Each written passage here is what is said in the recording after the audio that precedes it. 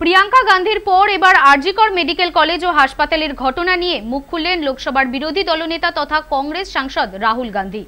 বুধবার সোশ্যাল মিডিয়ায় রাহুল গান্ধী অভিযোগ করেছেন, নির্যাতিতা মহিলাকে ন্যায় বিচার দেওয়ার পরিবর্তে অভিযুক্তদের বাঁচানোর চেষ্টা করা হচ্ছে। এই প্রেক্ষিতে হাসপাতাল এবং স্থানীয় প্রশাসনের উপর গুরুতর প্রশ্ন উঠেছে বলেই জানিয়েছেন তিনি। পশ্চিমবঙ্গের শাসন ক্ষমতায় আছে তৃণমূল কংগ্রেস, ইন্ডিয়া জোটের অন্যতম শরিক দল, তাই জোট ধর্ম রক্ষার্থেই পশ্চিমবঙ্গ সরকারের বিরুদ্ধে তিনি নীরব বলে অভিযোগ উঠেছিল।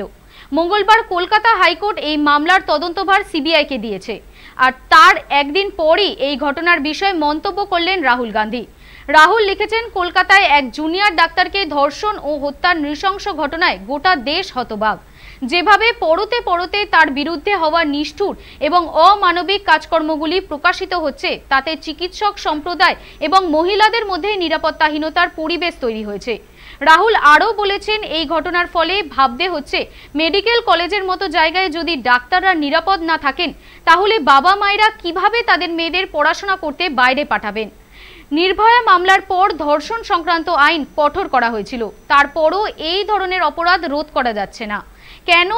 কেন এই রোধ করা যাচ্ছে না সেই নিয়ে প্রশ্ন তুলেছেন লোকসভার বিরোধী দলনেতা।